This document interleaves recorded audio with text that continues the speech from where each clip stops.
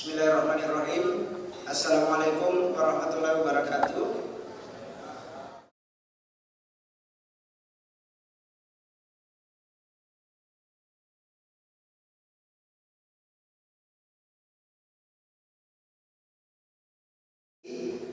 Our Honorable Dean of Faculty of Social and Political Science, Professor Dr. Phil Sukri, MSc, and all of the deans.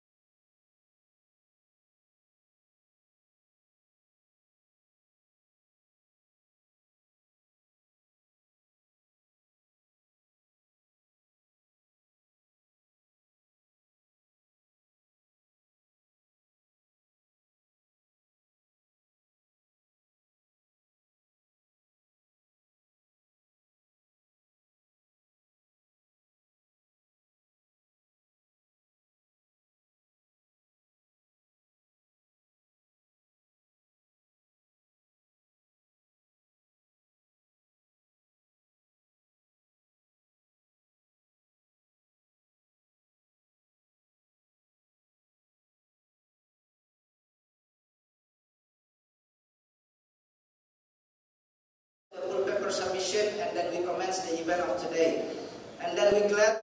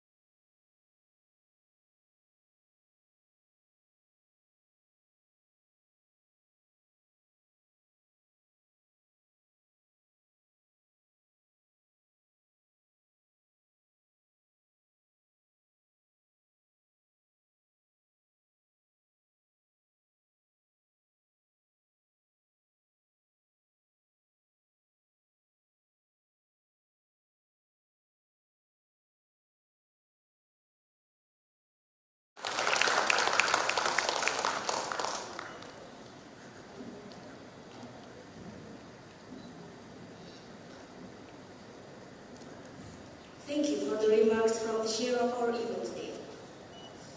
Agenda selanjutnya ialah sambutan dari Dekan Fakultas Ilmu Sosial dan Ilmu Politik Universitas Hasanuddin. The next agenda is remark from the Dean.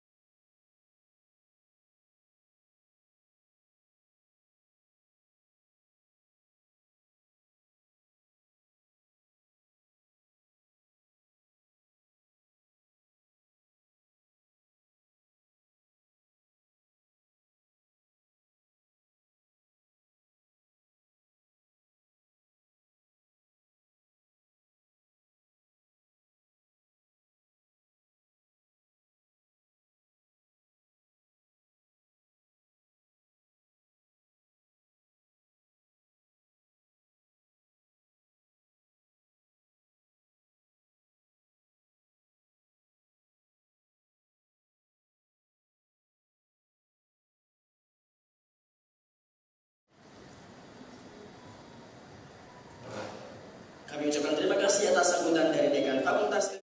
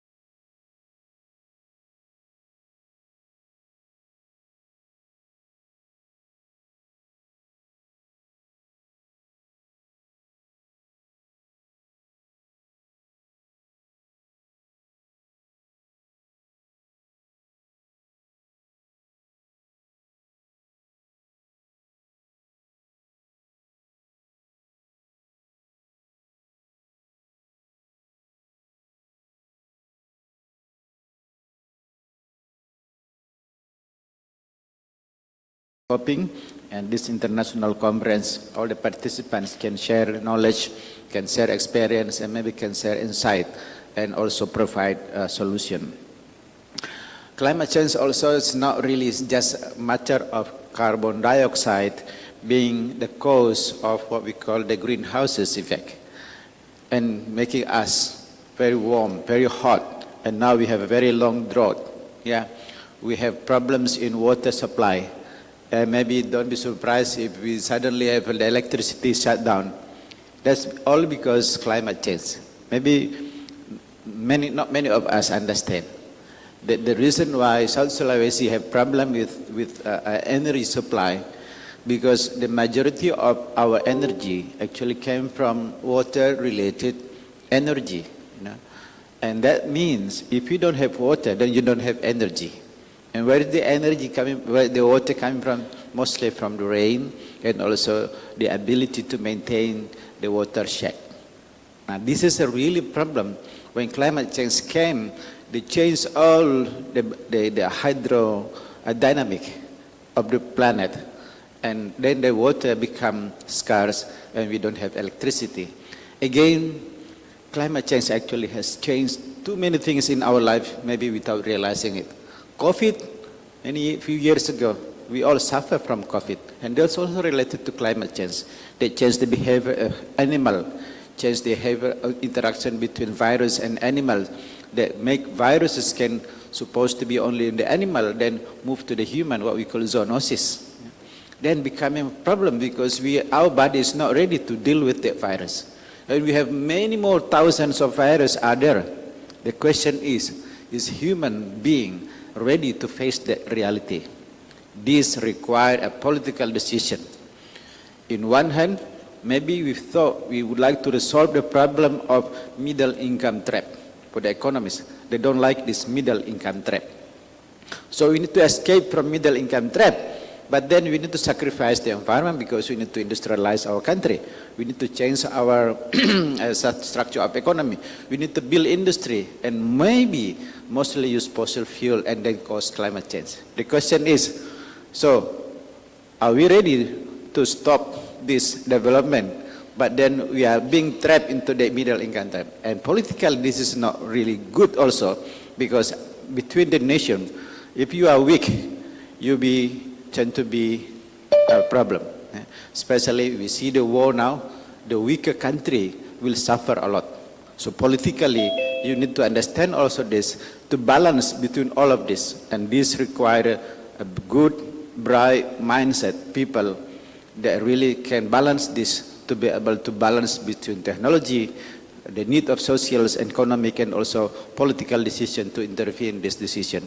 So my colleagues, indeed, I wish I can have more time to also be present here to learn from you in your perspective, but I will ask my Dean and maybe Prof. Zulfikar to continue this discussion after this conference to be able to formulate decision, especially political decision and policy that related to how to balance all of this, that not only required by politicians, but required by human beings, required by our people.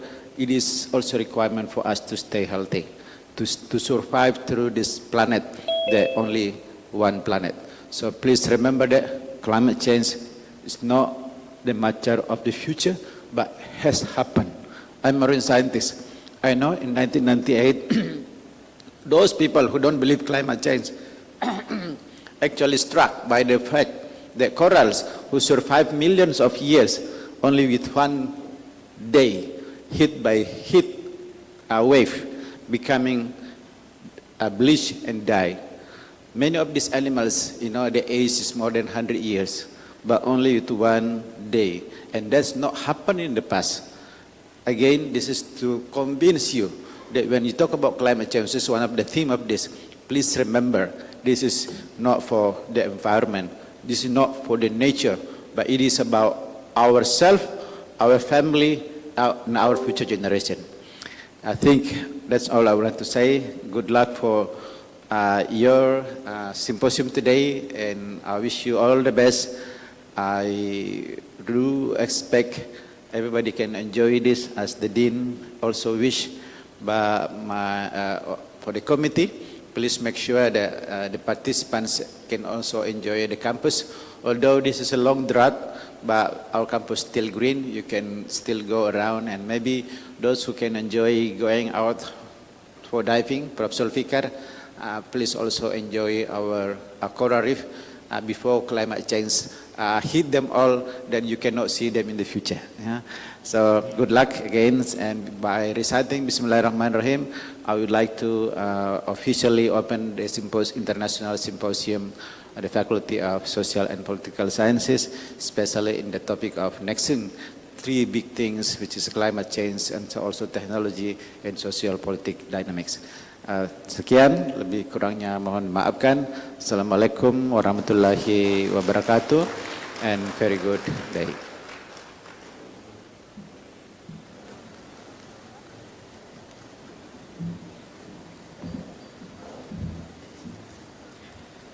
Thank you for the remarks from Director of Hasanuddin University.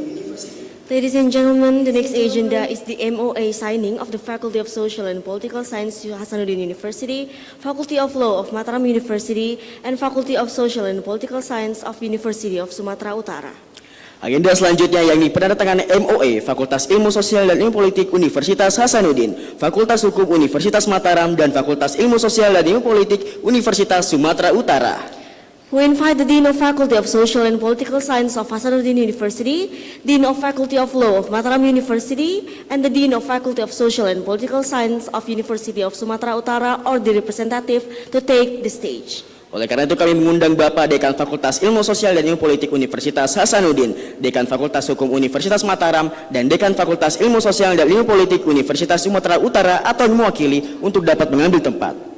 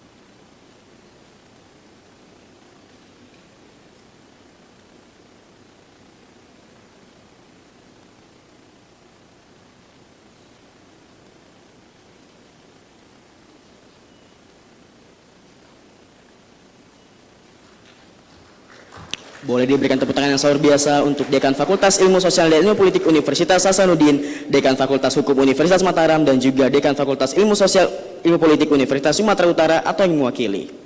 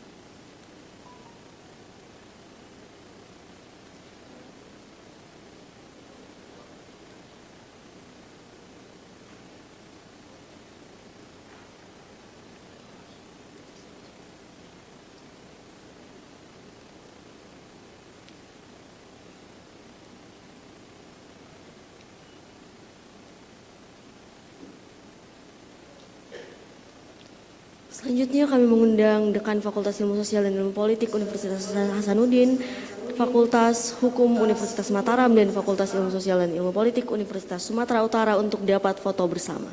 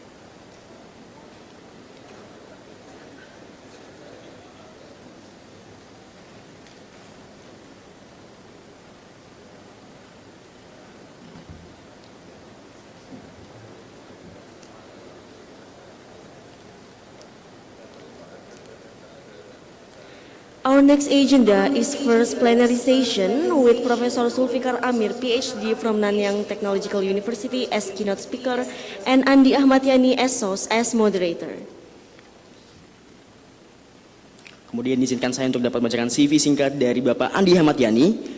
Bapak Andi Ahmad-Yani merupakan salah satu ahli dalam bidang Department of Strategic and International Studies dari Malaya University di Malaysia dan saat ini sedang berstudi dalam bidang PhD candidate, kemudian meraih gelar MSc dari Utrecht School of Governance Utrecht University Belanda dalam bidang Research Master of Public Administration and Organizational Science di Agustus 2013, kemudian meraih gelar MPA dari University of Hawaii Manoa at USA dalam bidang Master of Public Administration Program dan juga merupakan alumni dari Universitas Hasanuddin dalam bidang ESOS dan juga MSI. Selanjutnya, Bapak juga sebagai Senior Lecturer dari Department of Administration Science, Faculty of Social and Political Science, Hasanuddin University, Makassar, Indonesia.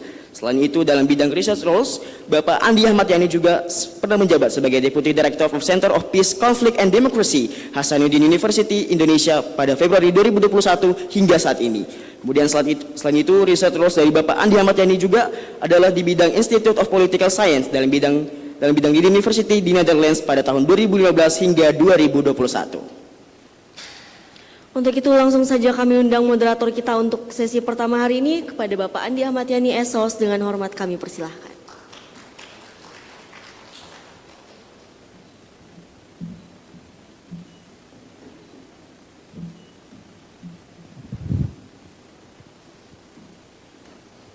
Bismillahirrahmanirrahim. Assalamualaikum warahmatullahi wabarakatuh. Om Swastiastu, Namo Buddhaya, Salam Kebajikan. Good morning, all the distinguished guests, respected professors, lecturers, speakers, presenters, students, ladies and gentlemen. Welcome to Global Conference on Governance and Social Science in Universitas Hasanuddin, organized by the Faculty of Social-Political Science, Universitas Hasanuddin. I am Andi Ahmad-Yani. It's an honor to be a moderator of these keynote speech sessions. I would like to kindly invite Professor Zulfikar Amir to be join with me. Please warm welcome with Professor Zulfikar Amir.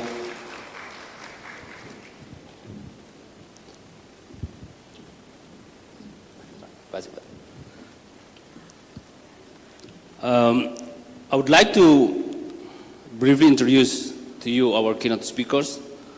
Professor Zulfikar Amir from Nanyang Technological University. He is graduated with a PhD degree from Rensselaer Polytechnic Institute in United States. He also got 2 master degrees from Arizona State Universities and Institute Teknologi Bandung. And he also graduated for bachelor from ITB, Institute Teknologi Bandung.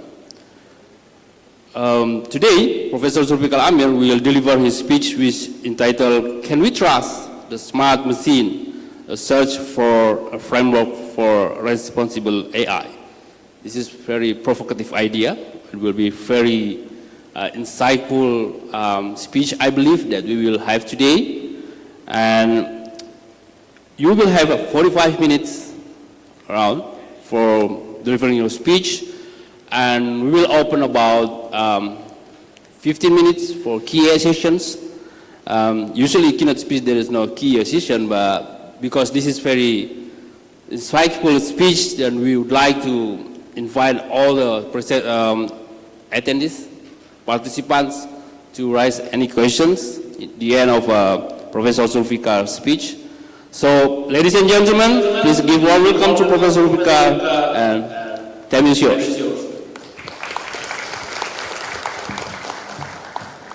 Thank you so much, Pak Andi Ahmad Yani. Good morning, everyone. It is a big pleasure for me to come here again to this beautiful campus of University of Hasanuddin. My name is Sulfikar Amir. I'm an associate professor of Science, Technology, and Society in the School of Social Sciences at Nanyang Technological University. Now, before I start my talk, I just want to ask you a few questions. How many of you have been to Singapore? Anyone? Okay, quite a few. Very nice. How many of you are not from Indonesia? Anyone? Okay, that's quite surprising because this is an international conference, right? I'm just checking. Okay. But as long as everyone speaks international language, then it can be considered as an international conference. Oh, yeah, I completely forgot that we have online participants. So, yes, the talk that I would like to deliver today relates to my background as a social scientist. You know, I did my bachelor's degree in ITB in Bandung, but then I switched to social sciences in my graduate studies. So, at the moment, I'm heading a very unique research institute at NTU, which is called NTU Institute of Science and Technology for Humanity. Now, this institute is quite special because basically it is a platform for interdisciplinary collaborations between social scientists, engineers, and natural scientists. So maybe this can become a model for UNHAS, you know, to replicate in order to encourage collaborations between different disciplines. Because, you know, University of Hasanuddin is one of the largest universities in Indonesia. It has a lot of potentials. It has so many disciplines, so many programs. And I think, you know, we know that a few years ago, there's often some fight between faculties. I know that, especially between engineering and the social sciences, right? So, but I'm glad it's already, you know, settled.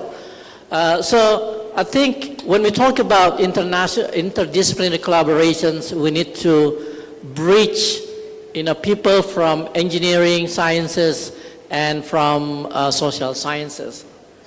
Can I have a clicker or something, or do you? Should I just say it next? Okay, next. Yeah, next.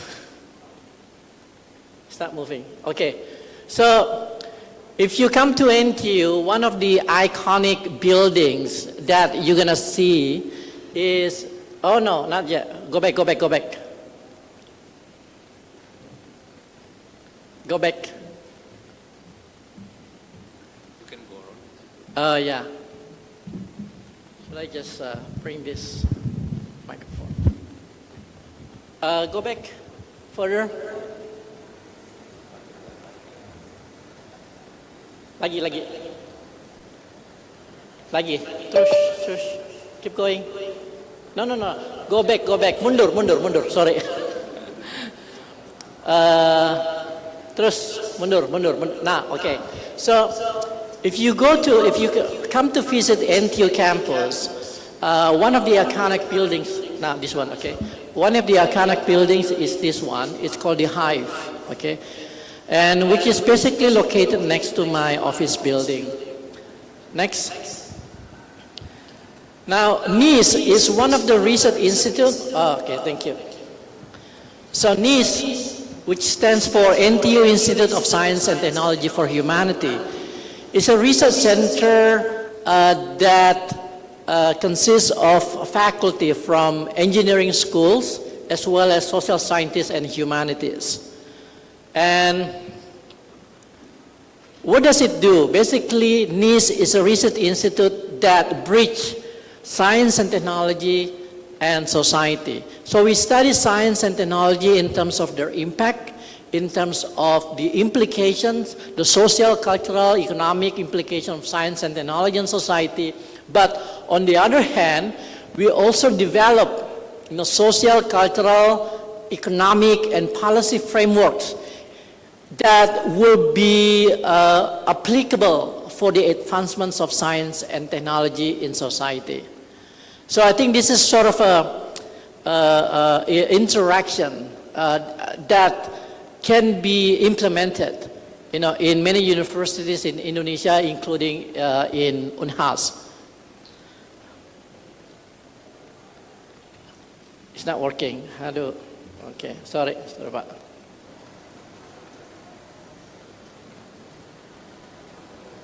Is it connected to the, okay. Never mind, yeah, maybe you can just help me to, yeah. Okay, so, yeah, next. One more? Okay, so NIS, as a research institute, functions to bridge two groups of disciplines. The first one is what people call as STEM. I'm sure everyone is familiar with STEM, science, technology, engineering, and mathematics. And the other groups of disciplines we call SHARE, which stands for science, social sciences, humanities, art, and economics. So this is how NIS, is functioning as an interdisciplinary platform for different disciplines. Next. And there are three things that we do at the Institute. Go back. Mundur. The first one is we connect. We connect people, we connect ideas, we connect proposals, we connect information, we connect people, okay? So basically that's what NIS does in advancing interdisciplinary collaborations. The second one is we collaborate. We collaborate with different people, we collaborate with different institutions, not only academic institutions, but also corporate institutions, communities, and so forth. And the last one is that we create knowledge, we create innovation, we create policy recommendation, we create new platforms.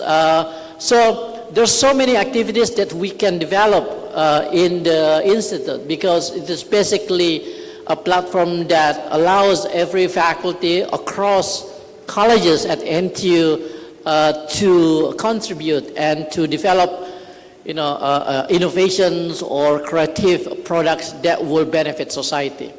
Next. Okay, so that was a short introduction of my research institute. Now the next thing that I would like to talk about is the topic of our conference here, which is humanizing technology. And one of the projects that we've been working on at NIS is social trust in AI. Okay, and I'm sure everyone here is familiar with artificial intelligence. Now, how many of you use AI everyday life?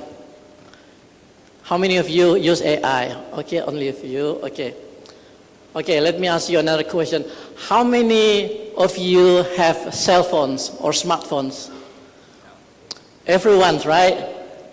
Okay, so it's actually, when I ask you how many of you use AI, basically, you know, AI is embedded in every smartphone that you're using. But you don't know that there's artificial intelligence in it.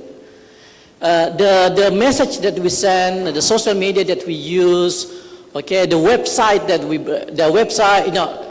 the internet that we browse, all of those comes from applications that have, intelligent algorithms, and that's a form of artificial intelligence, actually.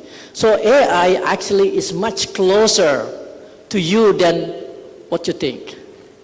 Okay, it is embedded in everyday life of our use of technology. So now there are a few. I cannot really read.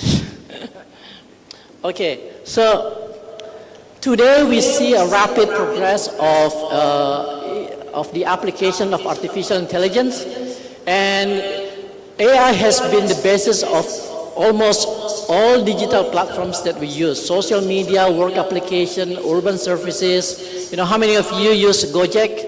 Everyone, right? How many of you, take a Grab taxi? Everyone. They all use AI. Okay. So there are four core functions of AI that has been developed by different organizations and scientific communities. The first one is that the first function of AI is data processing. Okay, so AI cannot function without data, because basically AI is a machine that runs on the amount of data that it collects. So if there's no data, there's no AI. Okay? The first one is learning. So once the data is collected by the machine, they're going to learn the patterns in those data. They use the information from the data, and then they interpret the data, and that's how the machine can learn. The third function of AI these days is problem solving. Whenever we have problems, for example, I want to, let's say, travel from Unhas to Pantai Losari, okay? Sometimes you have problems in deciding which route that you want to take. That's where AI will come to your process of decision making. So AI today has reached a stage where it can replace the way we make decisions, okay? The way we solve problems. And that is, of course, very exciting. But there are a couple of things that we need to highlight about the capacity of AI in replacing us as a decision maker. Next. So this is the question that everyone raises. Everyone is asking whether AI is reliable or not. Okay? For some people, they really think that AI is a perfect machine. They can use AI for basically anything, right? But we need to keep in mind that AI is just a machine, it's just a tool. It is a powerful tool, but there are some limitations that we need to highlight, and that's the key message that I would like to deliver in this talk. Okay. So the question of reliability of AI has been addressed by many researchers around the world. And I would like to highlight three projects or three studies. Three studies that comes from social scientists on AI. And these studies done by sociologists, done by political scientists, done by communication scientists and also done by psychologists, revolves around the notion of the social construction of AI. Now, social construction of AI refers to the 4 implications that AI is basically socially constructed. Okay, why AI is socially constructed? Because AI is a man-made, it's a human-made. Okay, and there are 4 implications. The first one is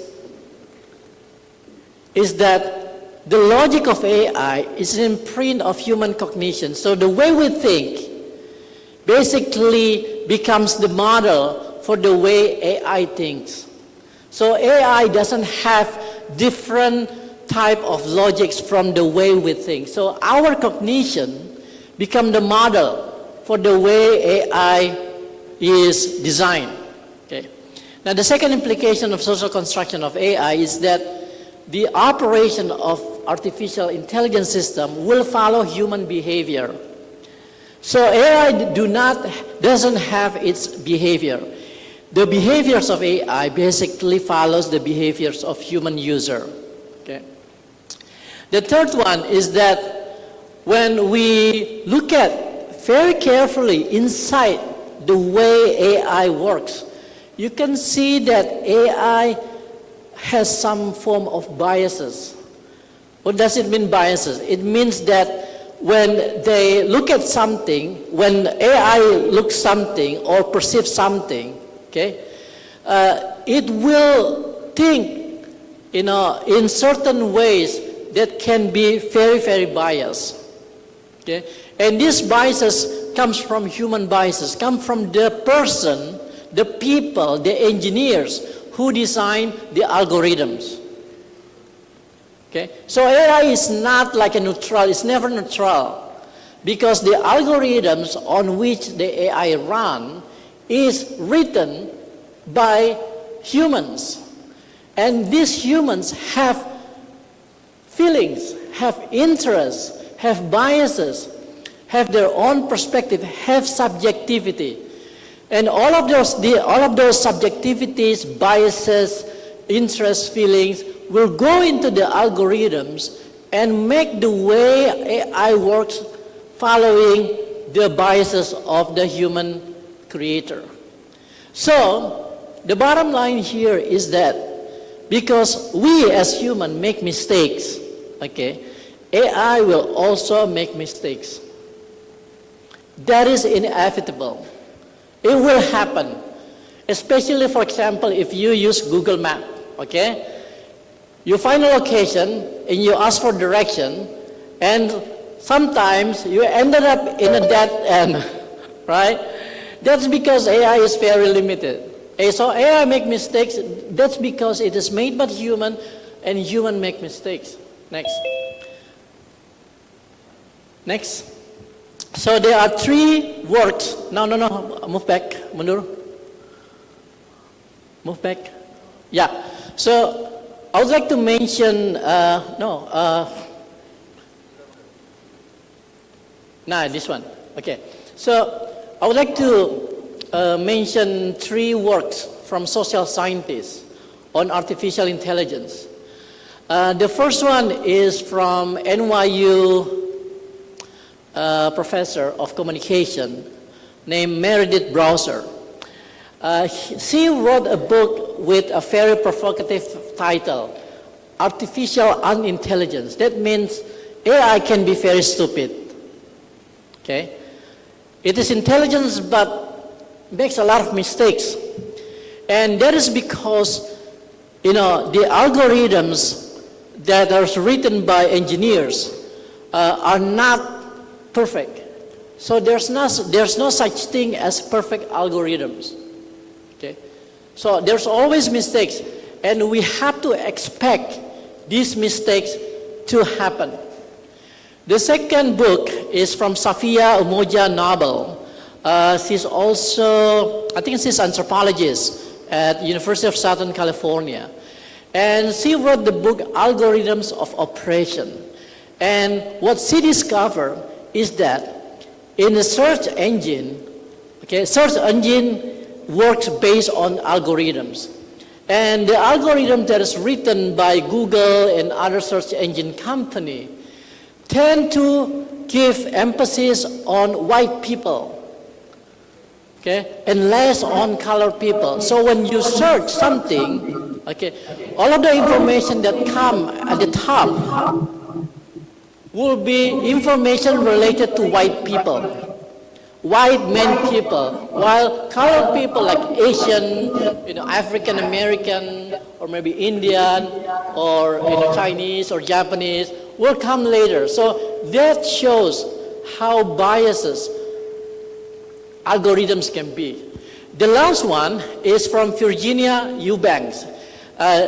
She's an associate prof at what is the name? Albany, University of Albany. And actually I know her very well because we went to the same school in the United States. She published a book called Automating Inequality. And this book is about the consequences of the use of AI on employment.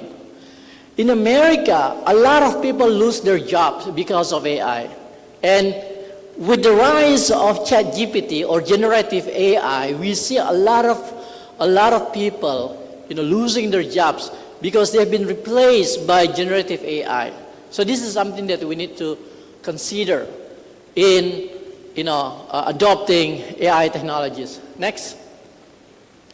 How much longer I have? Please give me a time reminder. Yeah. Okay, so in NTU, at my research institute, we conducted this research that tried to see how much trust people give to AI. And we study 4 countries, okay, based on a survey. So we use a cross-country survey to ask this question: how is trust in institution correlated with social trust in AI-based technology? Now, the trust in AI cannot be separated from the trust in socio-political environment. So that's our hypothesis. Next.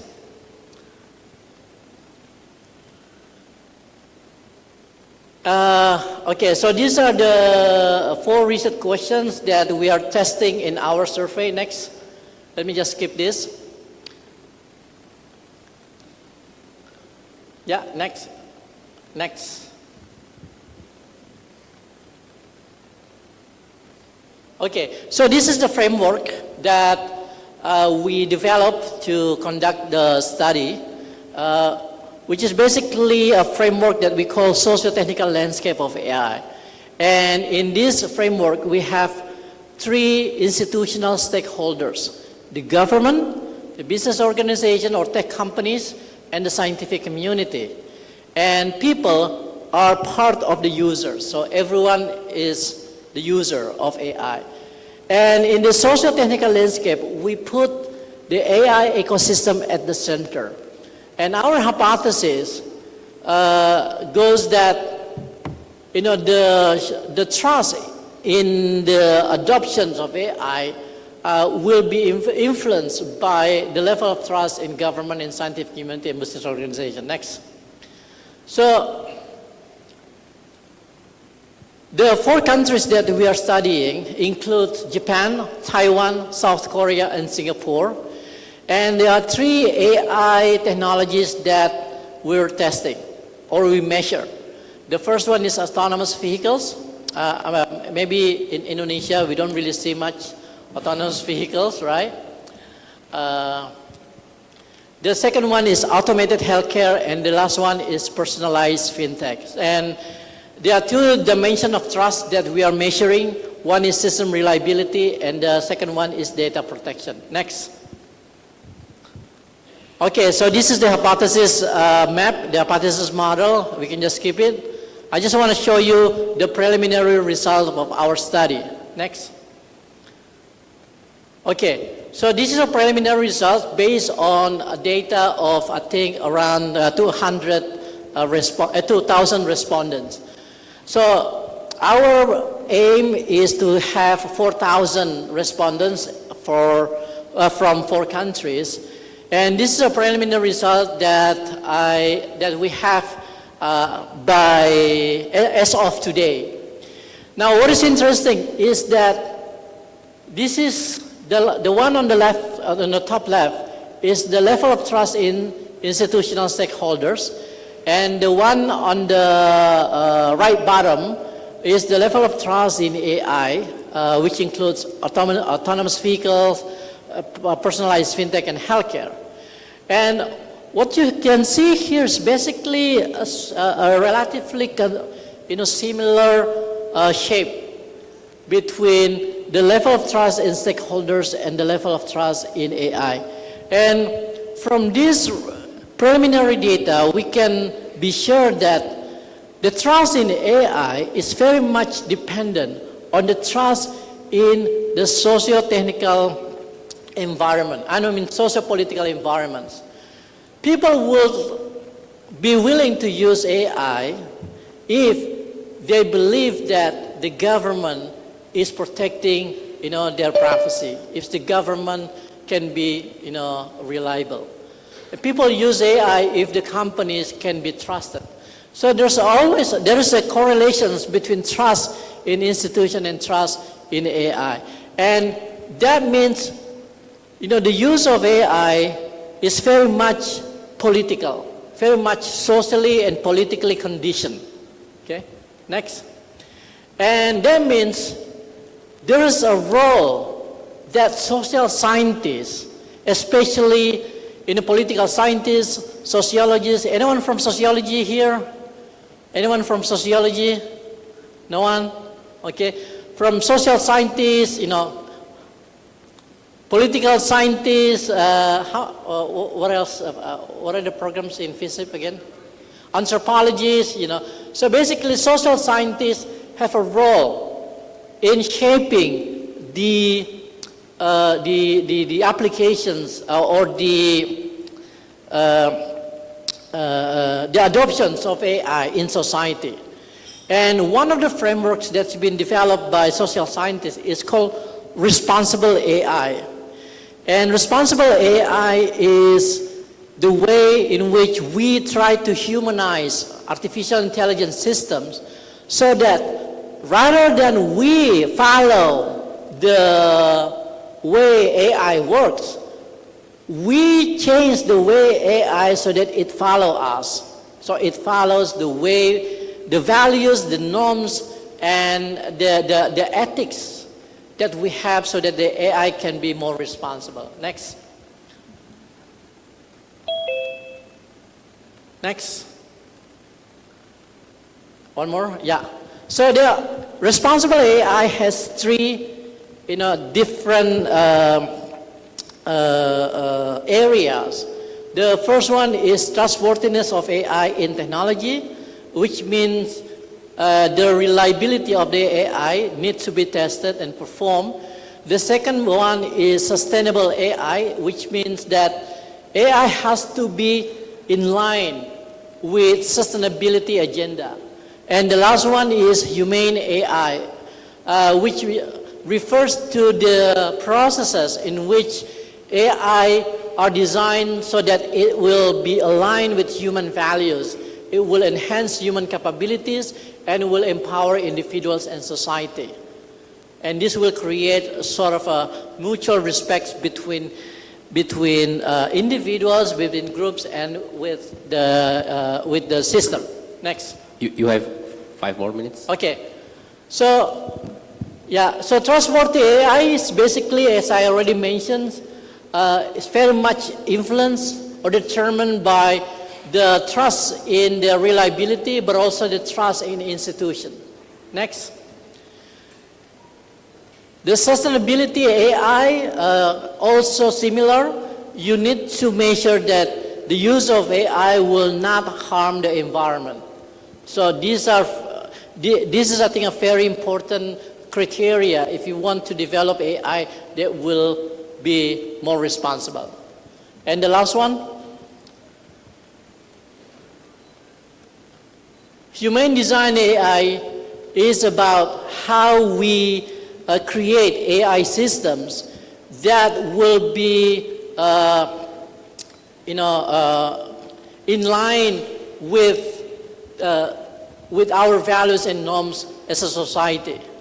So we introduce humans in the process of developing AI, and we encourage the participation of the users in the construction of AI.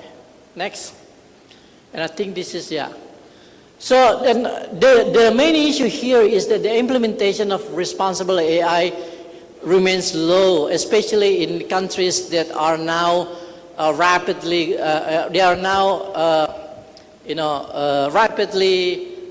using artificial intelligence systems like Singapore. So there are so many works that we have to do, but for countries like Indonesia, I think there's a lot of issues that we need to tackle, especially when it comes to regulation and policy. And I think this is an opportunity for colleagues here from social science and social and political sciences to take a role and then to suggest the governments that we need to have a framework built upon social trust of AI, so that when the government begins to adopt the AI technologies, it will have a strong basis for making a regulation. So AI is not only like a gimmick or like something that becomes a fantasy, but something that is part of our social, economic, and political processes. And I think that's yeah. So I think the path toward building responsible AI is opening up, and this is something that maybe colleagues from UNHAS, University of Hasanuddin, can grab, so that the applications and adoption of AI will follow the directions of ethics and norms that the academic communities in UNHAS can contribute. Yeah. So that's a wrap of my talk. I'm looking forward to any of your questions and feedback. Thank you, Professor Zulfikar. It's very, I would say it's a very provocative idea. This is also very, challenging to us that AI that we use in our daily life is actually very influenced by, one power, would say that.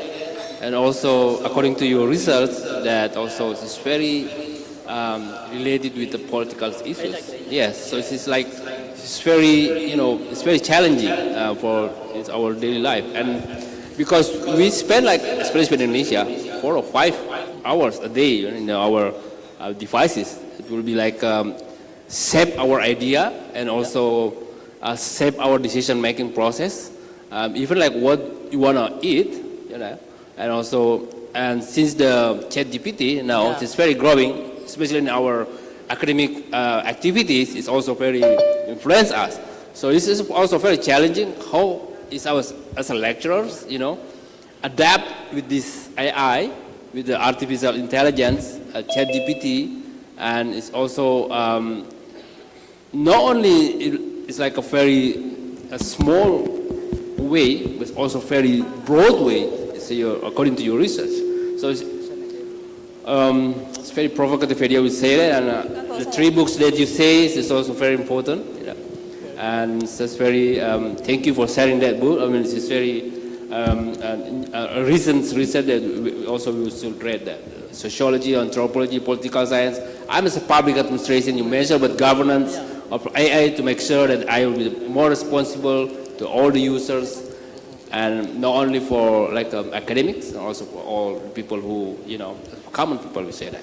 So I will open Q&A session. If anyone would like to share any question, please. Andra? Mike, please. Oh yeah, sure, please.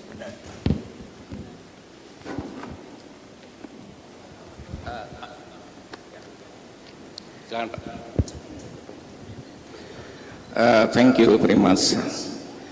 I think you have stay in US long enough, I think, about the benefit of technology of social science, including law and human rights.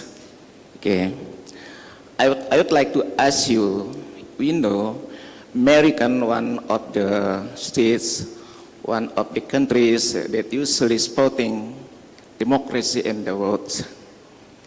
I would like to ask you the original population in this country, especially about the Indian people. Could you tell me about their status in social or maybe opportunity in government? Maybe you can explain me about the social science academic. Thank you very much. You mentioned about Native American? Yeah, Indian. Native American. Indian people. I would like to know about you, their status in society, maybe in government. Okay. No. You want to clarify the about question? the benefit of technology, of social science now. Okay, thank you. Yeah, thank you so much for your Yes. question, Pa. How is it Native American related to the talk? Yeah, Indian people maybe. Yeah. Yeah, what is it about the Indian people? Yeah, maybe in society, human rights. You said that the benefit of technology of social science, okay, including maybe law and human rights. Okay. Yes. I would like okay. to ask you, because you have lived long time in America. Yeah. Okay. Yes. I would like to thank you for Yeah. Pak siapa? Mas Pak Faris? Muhammad Suud. Mausud. Yeah. So he mentioned about Right. Native Yeah. Americans, indigenous people. Yes. As because you mentioned about this like inequality voices in a in the algorithm. Yeah. So yeah. So probably it's about how to make Yes. sure that all the people, including like indigenous, influence the public. I don't know if it is relevant, but I think United States is a country of problems.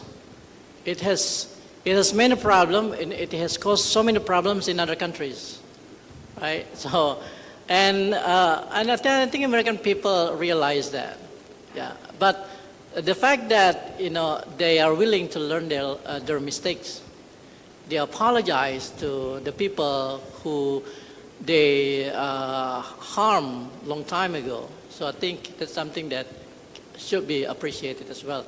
But of course, we know that America is a country of technological innovations. Basically, 70% of modern technology today are invented by the American people.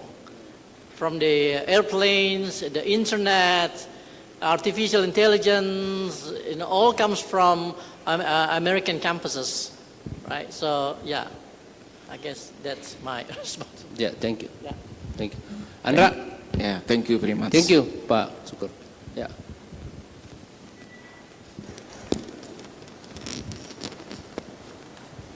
Ada ibu di sana. Oh ya. Oke, terima kasih Prof. Zulfikar atas presentasinya. It's very, I agree with, I share Pak Yani's view. It's very provocative, especially in the last part about your findings, which is a very nice, I think, that you illuminate that kind of dynamics that determines trust in AI. So my question is, how does the AI-generated technology impact human agency? Because there's a kind of like a blurring of personal decision-making that AI has generated that impact all of us. Does this kind of effect really pose a real threat or real risk to our human agency? And my second question, because I also watch quite a few times your YouTube channels and also your talk in Total Politics. And one of your show you hosted Fedi Hadis, and I like it Hadis very much, about localizing, reorganizing power and localizing power in the context of democratization and decentralizations. So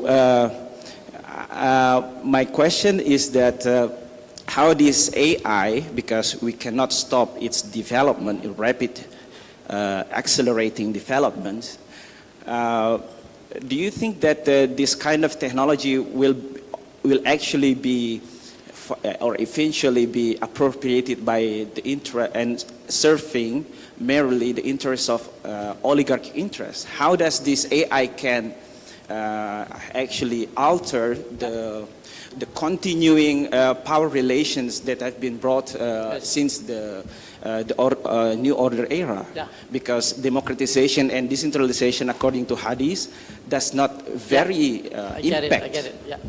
Thank you very much. Thank you, Andra. Those are two brilliant questions. What is your background, Pak? Public administration. Oh, public administration. Okay, the question about human agency. In the social studies of technologies that are done by sociologists, political scientists, anthropologists, there is a recognition that technology can take over human agency. And that is very possible and very likely to happen, right? But it doesn't mean that technology will be completely autonomous, that technology will be completely free from human intervention, right? But I think the more important question is, what is the political implications if human agency is taken over by technology? Okay, I think that's the most important question. And this is related to your second question, okay? Technology can be used for power, definitely. Technology facilitate and enhance power of individuals over others. And that's a political theory. There is a political theory in the social studies in science, technology, and society. And it is very likely technology of intelligent systems, can be harnessed or maybe not really exploited, but can be manipulated by oligarchic interests, business corporations, or undemocratic governments to oppress the people. It's happening in China. Yeah, the social credit system in China, right? And they use AI basically to make sure that every Chinese citizen obeys the law, okay? And that could happen here as well. Well, the problem is that we don't have the law. We have the AI. But yes, it is very possible scenario where oligarchic power will use AI to manipulate the people, so the people will believe that, oh, we still live in a democratic system, which in fact, untrue. It's the opposite, because the algorithms that is created by these companies based on their interests, create some illusions that makes people happy. So we need to be careful of that, and that's the role of political scientists, social scientists, sociologists, anthropologists, to unpack those power relations in the use of AI. Thank you. That will be also answer the questions that why there is no any movement in the recent day. We see obviously there was a authoritarian in Indonesia, and but no one's have any movement, especially for the students. But thank you, it's very brilliant. Next question, please. Yes. Microphone, please. Ibu di belakang dulu. Tuan rumah belakangan. Silakan. Ya, terima kasih Bapak. Mr. Jupikar, interesting with the development of AI and its impact. Now, the world is influenced by hoax. So how to deal with hoax in AI? Thank you. My Thank name you. is Saurma from University of North Sumatra. Thank you, Bu Salma. Please, yeah. Thank you, Bu Salma. Yeah, that's another brilliant question. Fake news, hoax, and the role of AI. Now, definitely, AI plays an important role in the spread of fake news. Okay, because AI doesn't care whether the information is true or not. Okay, it just follows the logic of the market. If it's an information that will trigger massive flow of attention, then it will do it. Okay, and so that's another dark side of artificial intelligence. And there's a bunch of cases showing how AI has been used for political reasons, which resulted in polarization, right? And what happens for example, in the United States during the Trump era in 2016, right? They used algorithms to split or to divide the American people, and then to bombard the public with so many fake news. Okay. Another example is what happened in the Philippines during the last elections. TikTok, is a powerful platform that has been used by the old oligarchy of Marcos, and they won the election, right? I don't know, maybe it's going to happen in Indonesia too. Yeah, but you can see, artificial intelligence, which is embedded in every social media platform these days, have a huge impact on society in terms of the political, in terms of cultural, in terms of economic disintegration. So we need to be careful of that. True. So maybe you know that there was buzzer on by some candidates, presidents. Oh, yeah. Yeah, it's also wrong with that. Promoting something that not really in the good way, but we would like to enlighten people about some political issues, but the buzzers is only choose to supporting one particular candidate. Thank you, Bu Salma. It's very good questions. Thank you. Yeah, silakan Ibu. Yeah. Pak Syukri. Oh, another one. Okay, thank you. I just want to ask some simple question. I'm from North Sumatra University too, and I just want to ask, what do you respond of an issue that there are jobs will be replaced with the AI technologies, and what kind of knowledge that our student must have in the future? Thank you. Ibu. Thank you. My name is Hera. Sarah? Hera. Ibu Hera. Yeah, thank you so much, Bu Hera. That's a question very relevant to all of us here as an academic community. And I think this question is not only for us, but basically for every academic community around the world.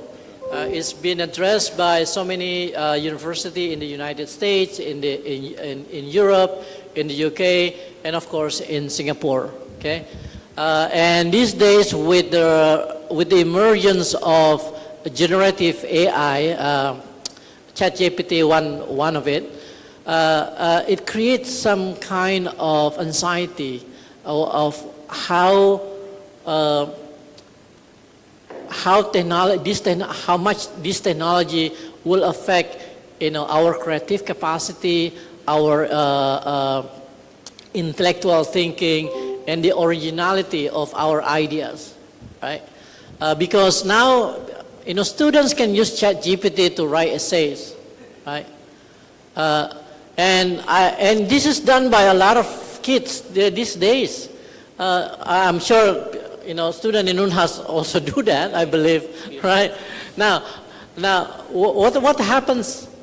What do we do in NTU? I give you a good case study. After the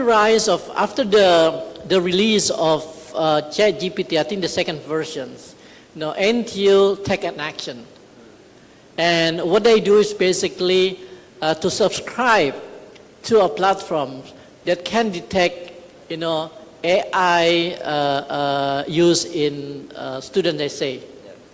So there's like an anti-AI thing, something like that. Yeah. And students has to declare, every student who write an essay has to declare how much AI or how much ChatGPT materials that they incorporate in their essay. And that's part of the ethics. Okay. And there's a limitations. If they use ChatGPT or similar AI platforms only for literature review, then that is okay. Okay? Because, of course, it's very helpful. Okay? If you do a literature review, you don't have to read like, 10 or 20 books. ChatGPT will help you to summarize each of those books, right? And that saves a lot of time. But if the AI material comes with some analysis or some ideas or some arguments, then that will be problematic. It will consider as plagiarism. So that's what we do at NTU, right?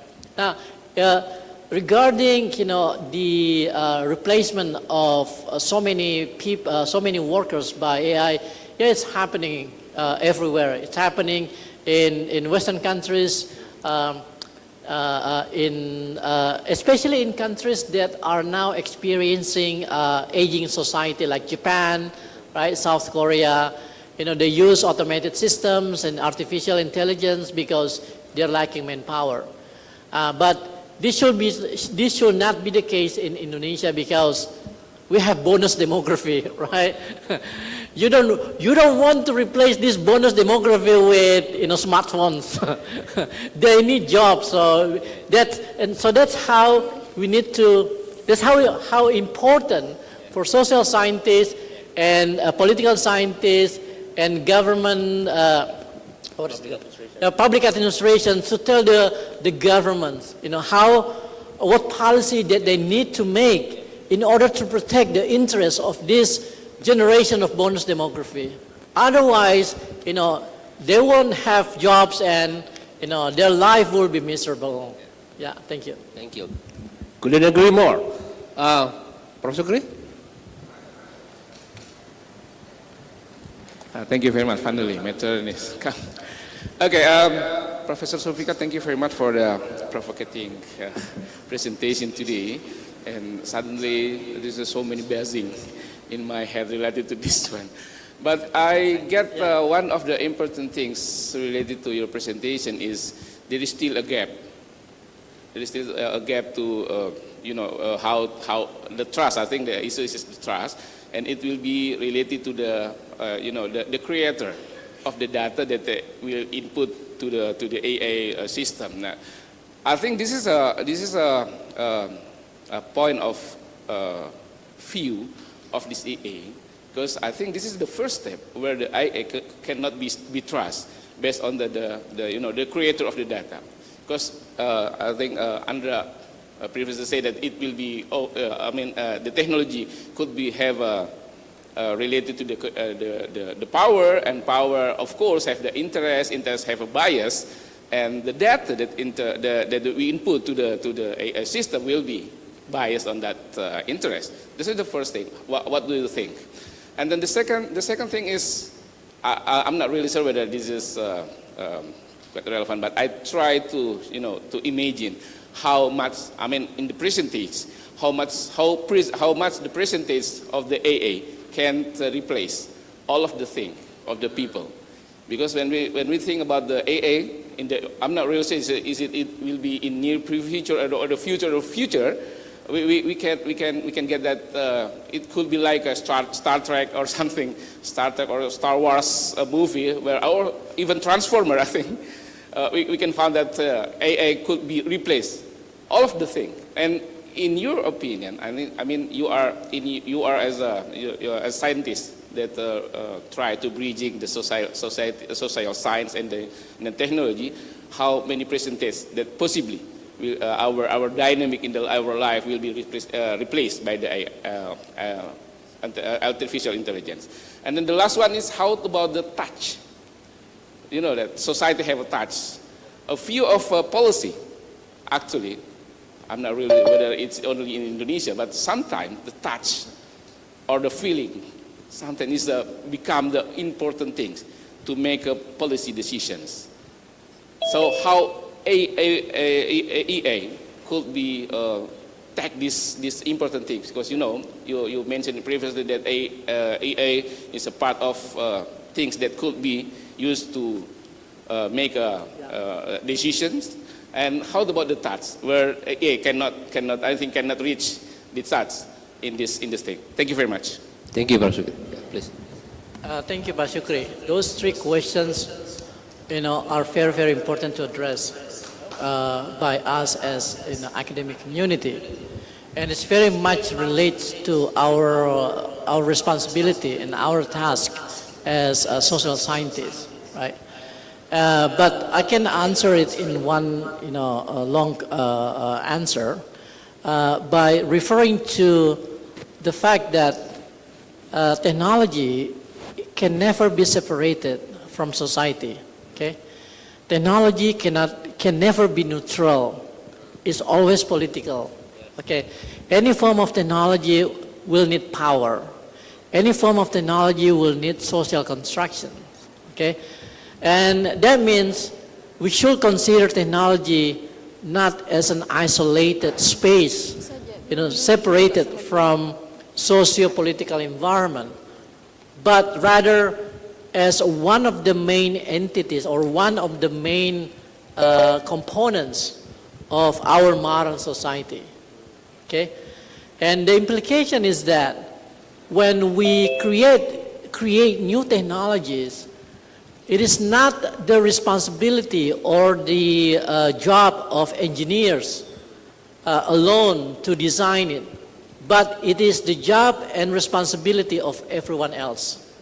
Okay, the government, the business corporations, the environmental activists, academic scholars, and many others, group of people should come to the fore and have a say in the construction of this technology.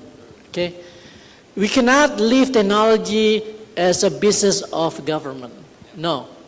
We have to tell the governments that when you create technology or when you create infrastructure, you need to listen to what people say, right? Because that's how you can build a system of infrastructure, of technology that will respond to social realities of the people. And I think it is the duty of scholars like us to play an important role in bridging between society, community, and the government in creating more responsible technology and infrastructure. Yeah, that's my response to that. Thank you, thank you. Thank you so much, Professor Sulfikar. I have a lot of questions actually, but we can discuss it later after this event. We're very limited with the time. It's a very tremendous event, very provocative idea, and what Professor Jamal, our rector, has to say that we are as a social scientists, political scientists, it is very important to take action, to respond to these very challenging issues. Once again, please give an applause for Professor Sulfikar Amir. We'll have a special event and workshop, right? Yeah. A post-conference in Friday, inshallah, in Faculty of Social-Political and Science. All the scientists, we are welcome to discuss more about these issues, how to make, to respond to these very challenging issues. Thank you. Thank you so much. I'm Andi Ahmadjani, as a moderator. Thank you. Thank you so much. Okay, the MC, please.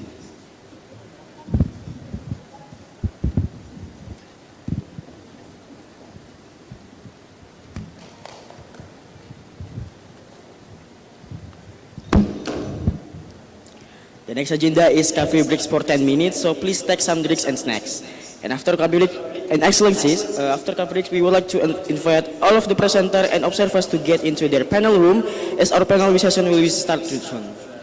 Hadirin sekalian, setelah coffee break selama 10 menit, kami mengundang seluruh presenter dan observer untuk memasuki ruang panelnya masing-masing karena sesi panel akan segera berlangsung. Kami mempersilahkan kepada setiap liaison officers atau LO untuk mengarahkan presenter untuk memasuki ruang panelnya masing-masing. Kemudian perlu kami ingatkan juga bahwa setelah sesi panel berakhir, kami akan mengundang beberapa presenter dan juga observer yang hadir pada hari ini untuk dapat kembali ke ruangan ini. We would like to remind all of the presenter and observer to get back into this room after the panel session today, that we are going to continue our second plenary session. And after that, my name is Muhammad Farid Ramadan and my partner, Liza Faiza Rizkia. See you on the next session. Thank you.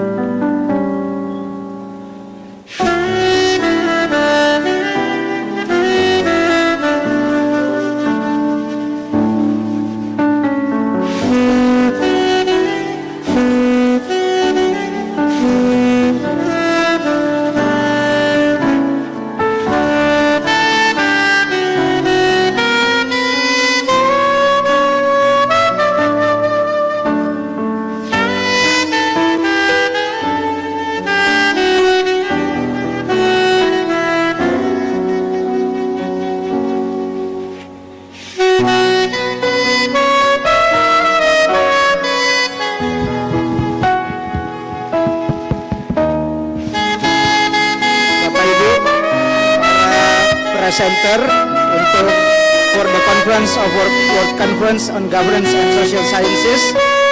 All the presenters, please prepare yourself because the panel session will be started soon, around 5 minutes ahead. So we expect all the LO and also the operator and the student volunteers to guide all the panelists to come to the room. Ya, jadi minta tolong LO-nya semua standby untuk mengantar para presenter ke panelnya masing-masing. Jadi untuk panel kita diadakan di lantai 2 Hotel Unhas di Innovate Room A, B, C, dan Mission Room. Jadi tolong para student volunteer bersiap-siap mengarahkan para panelis untuk ke ruangan masing-masing. Dan untuk coffee break-nya sambil dinikmati bisa juga mungkin dibawa ke ruangan panelnya masing-masing sembari mempersiapkan presentasinya. Terima kasih.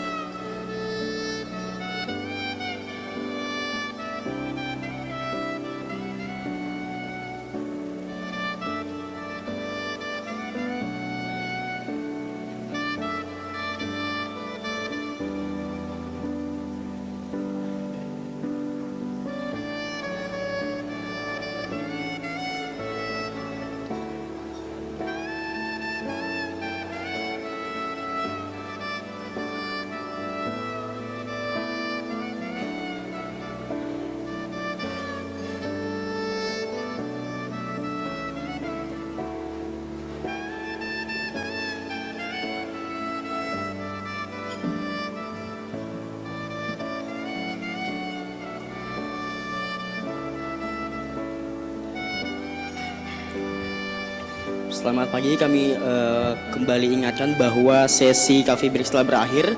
Oleh karena itu kepada hadirin untuk dapat segera kembali ke panel room karena sesi presentasi akan segera berlangsung. Terima kasih. Kemudian diingatkan juga kepada liaison officer dari masing-masing observer dan juga presenter untuk dapat diarahkan karena sesi presentasi akan segera kita mulai dikarenakan sesi coffee break dinyatakan telah berakhir. Terima kasih.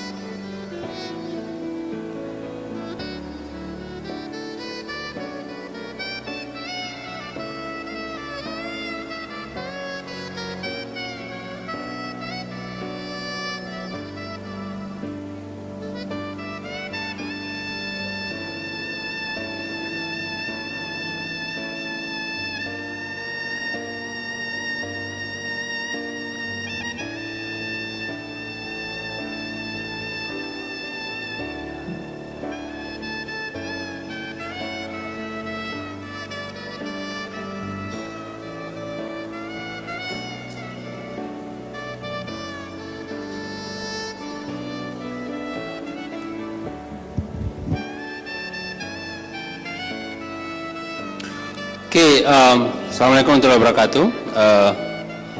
Selamat pagi Bapak Ibu.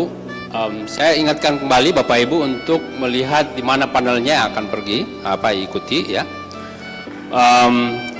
Di ballroom ini yang akan presentasi Andi Marwah Hermansyah dengan koleganya Azizan, Rekia dan Andi Rida dan Andi Muhammad Yunus serta Uni Wesagena ya. Apakah semua presenter ada di sini? Oke, thank you. Kita langsung mulai saja ya. Slide-nya udah disiapkan? Slide-nya. Oke, di ballroom ini kita akan masuk di panel 1 dengan subtema Green Technology, Disaster Management, Climate Change and Crisis. Harusnya moderatornya adalah Ibu Nurjana, tapi Ibu Nurjana tidak ada, saya ganti aja langsung supaya kita tetap on time. Tadi saya sebutkan beberapa presenter. Saya persilahkan yang pertama, saya undang semua dengan hormat. Andi Marwah Hermansyah, silakan untuk forum sini. Andi Marwan Hermansyah. Andi Marwan Hermansyah ada.